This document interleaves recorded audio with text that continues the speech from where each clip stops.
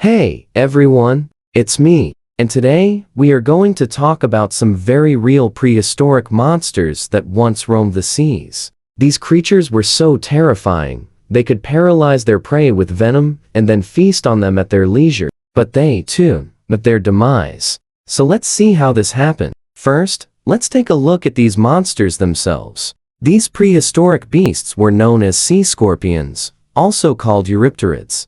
Eurypterus is derived from the Greek word Eurypterus, which means well-fed. This name was given to them because these creatures had a huge appetite. They would eat pretty much anything they came across. The first sea scorpion appeared around 467 million years ago during the Silurian period. During this time, life was just starting to recover from the Great Oxidation event 60 million years prior, which nearly wiped out all life on Earth. The event caused such a catastrophe because oxygen was not yet produced by plants, and it was steadily being depleted by aerobic heterotrophs.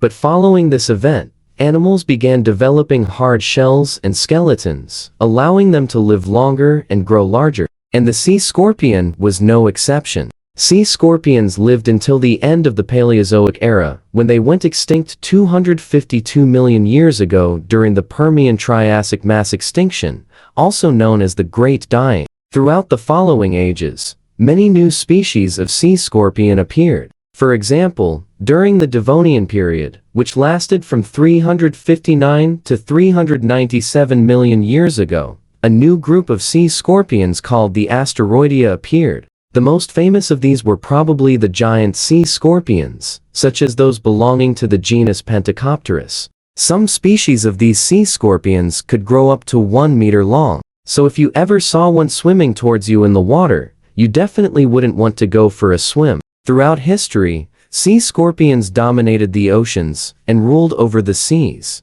But how did they do this? Let's take a look at their anatomy. In general, Eurypterids were arthropods, which means they were related to spiders, crustaceans, and myriapods. Most Eurypterids had 3 main parts to their bodies. Their front section contained 2 body segments and 6 pairs of appendages, or side branches coming off the main body. 2 of these were used for sensing, and the other 4 were used for walking. Their abdomen had a telson at the end, which is an unjointed flat segment. Some Eurypterids, however, only had 3 pairs of walking legs, while others had up to 11 pairs. Because of this, scientists believe that Eurypterids evolved multiple times during the Paleozoic era. Eurypterids were bottom feeders and scavengers. They could be found in both shallow and deep waters and preferred hunting in murky environments where they could ambush their prey. Like sharks today, they had cartilaginous skeletons.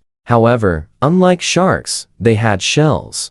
Their shells protected them from getting crushed by the immense pressure hundreds of meters below the surface. So what kind of weapons did these monsters use to hunt and defend themselves? You may have noticed in our description of the sea scorpion's body that it had 6 total appendages. The last pair of these were modified into pincers, which could be used for crushing prey or defending against predators. Some sea scorpions had these pincers at the front of their bodies, while others had them near their tails. These pincers are what allowed sea scorpions to become apex predators.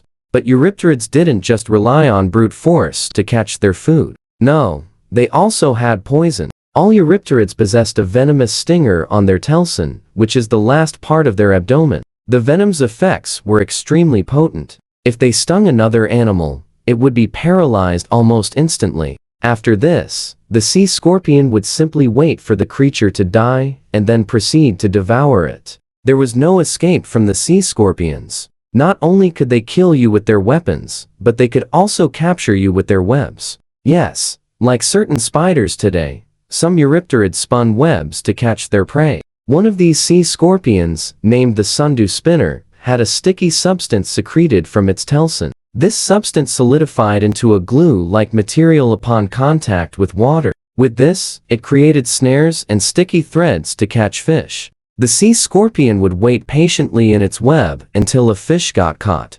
Once this happened, it would approach the struggling fish and inject it with the paralyzing venom. Then it would wrap the fish in threads and eat it. Others would construct burrows in the sand or mud where they would wait for unsuspecting prey to wander in. Once they entered the burrow, the sea scorpion would quickly seal the opening with sediment and wait for the prey to suffocate. Then it would feast on its meal. As you can see, Eurypterids were truly monsters of the sea. They were equipped with powerful weapons and clever tactics that allowed them to dominate the oceans. But like all living things, they too eventually died. The oldest fossils of Eurypterids have been found in deposits dating back to the Silurian period, 443 million years ago. The earliest Eurypterids were small, only growing to around 3 centimeters long. However, through the course of evolution, many new groups of sea scorpions appeared. For example, the genus Pterygotus appeared 416 million years ago and grew to be some of the largest eustratios ever discovered. The largest species, Pterygotus grandis, reached lengths of 3.5 meters. Another group, the Mixopterids, appeared 397 million years ago and were among the first Eurypterids to possess large pincers. In fact, the largest pincers ever found on a Eurypterid belonged to a Mixopterid named Mixoptera genata. Towards the end of the Paleozoic era, during the Permian period, the first Eurypterids with swimming paddles appeared. These adaptations allowed them to move through the water more efficiently, propelling them forward with their tails. However, it wasn't long before Eurypterids would go extinct. But what caused their demise? Well, during the late Paleozoic era, there was a tremendous amount of volcanic activity occurring around the world. This caused massive amounts of carbon dioxide to be released into the atmosphere. Over time, this led to global warming and rising sea levels. Many marine habitats were destroyed, causing the mass extinction at the end of the Paleozoic era. Scientists think that this, combined with the lack of food and overpopulation, caused the sea scorpions to die out. Eurypterids were not the only ones who suffered this fate. 96% of all marine species was lost during this time, including corals, trilobites, and many more. So Eurypterids may be dead, but they left behind quite the legacy. Even though they dominated the seas for millions of years, very few fossils of these sea monsters have been found. The fossils that have been found were mostly discovered in North America, Asia, Australia, and Europe. Unfortunately, these fossils are often badly preserved, making it difficult for paleontologists to study them. One of the most famous sea scorpion fossils was discovered in a quarry in Scotland in 1892. The fossil was named Hugh Heckler after the quarry manager who discovered it. Interestingly, this specimen is actually a misidentified fossil of a relative of horseshoe crabs. It's very possible that Eurypterids will continue to evade paleontologists for many years to come.